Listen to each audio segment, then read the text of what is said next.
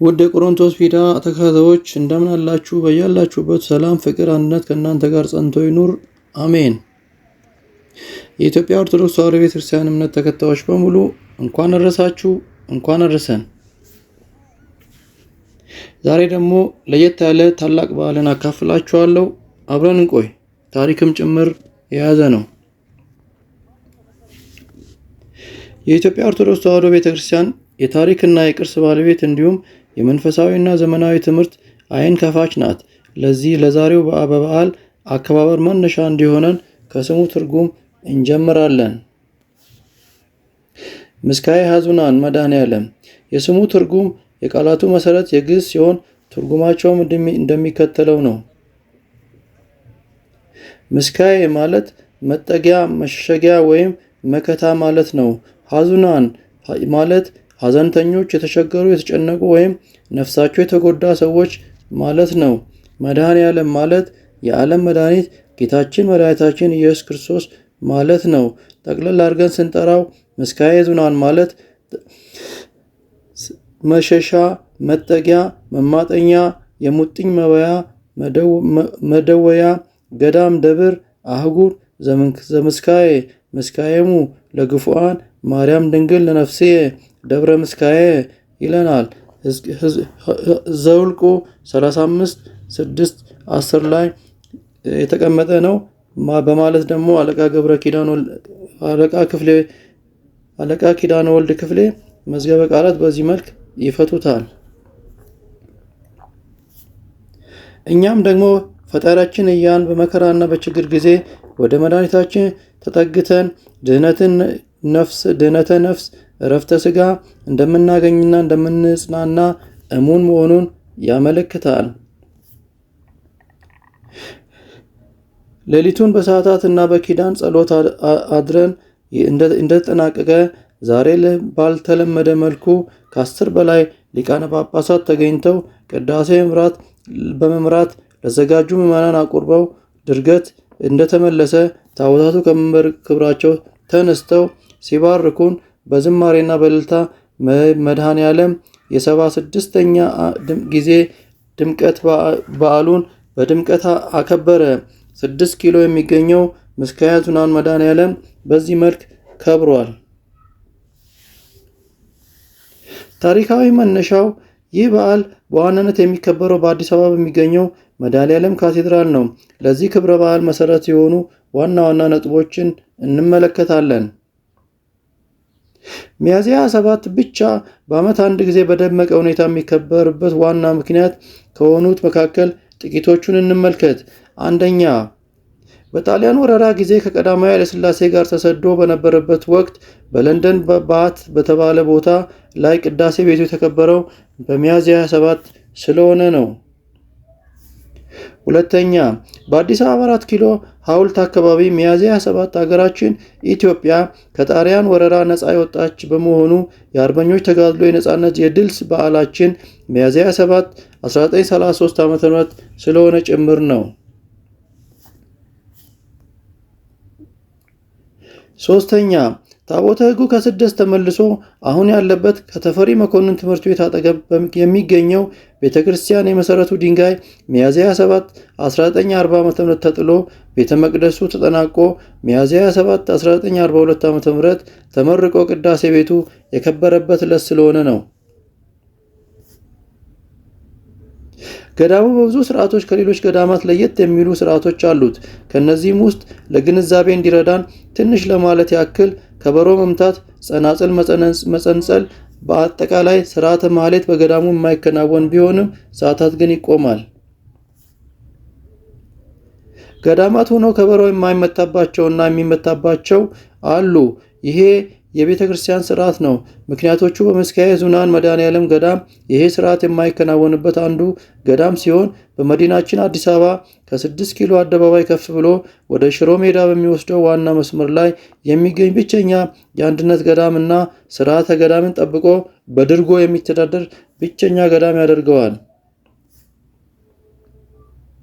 በሌላ መልኩ የዚሁ ካቴድራል ትሩፋት በሆኑ በሰንበት ትምህርት ቤት ደቀ መዛሙርት መንፈሳዊ ሕይወት ጠንካራ እንዲሆን እያሰለጠነ የአካባቢውን ማህበረሰብ በምግባር በሃይማኖት ከማነጽ በተጨማሪ በዘመናዊ ትምህርት ቤቱ ተገቢውን እውቀት ሰጥቶ አብቅቶ ለሀገርና ለወገን እንዲጠቅሙ በማድረግ አንጾ ያወጣቸው በዚሁ የተማሩ በርካታ ምሁራን በማፍራት ለሀገራችን ኢትዮጵያም ሆነ በመላው ዓለም ተጽዕኖ ፈጣሪ ልጆችን ያፈራ ትምህርት ቤት ነው። ይሄ ሁላችን መጠሪያ አምባችን፣ ለነፍሳችን ድነት፣ ለስጋችን ረፍት፣ ለጭንቀታችን መረጋጋትን የሚሰጠን አባታችን ቅዱስ መድኃኔዓለም በእነዚህ ምክንያቶች በሀገራችን በብቸኝነት ሚያዝያ 27 ቀን በታላቅ ድምቀት ይከበራል። እግዚአብሔር አምላክ ጠብቆ መግቦ እንደ ኃጢአታችን ሳይቆጥርብን እንደ ቸርነቱ ዘመን ለፍስሐ ጊዜ ለንስሐ ሰጥቶ ለዚህ ቀን ስላበቃን ክብር ምስጋና ይገባዋል። የዓመቱ ሰው ይበለን። አሜን። ውድ ቤተሰቦች ቀሪውን መርሃ ግብር ከቪዲዮ እያያችሁ እንድትከታተሉ ጋብዛችኋለሁ። አብራችሁን ቆዩ። አብራችሁን ብትቆዩ ያው ሐሴትን ታገኛላችሁ፣ አይምሯችሁ ረፍትን፣ ነፍሳችሁ ደስታን ታገኛለች፣ ስጋችሁም ረፍትን ያገኛል። አብራችሁን ቆዩ።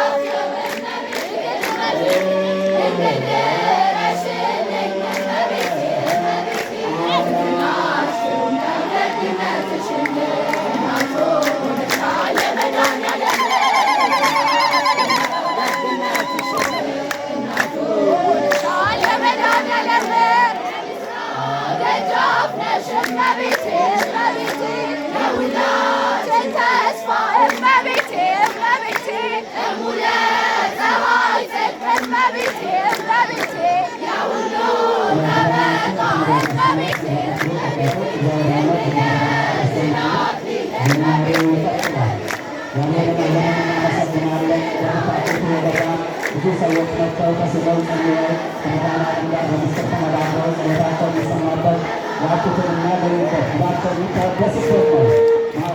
ልጅ ያገኛሉ፣ የታመሙ ይፈወሳሉ፣ እየመጡ ላይ በምሕረቱ ምስክርነትን ይሰጣሉ። ስለዚህ መድኃኔዓለምን ሁላችንበት ዋድርገን ልናመሰግነው ያስፈልጋል። እግዚአብሔር ማመስገኖች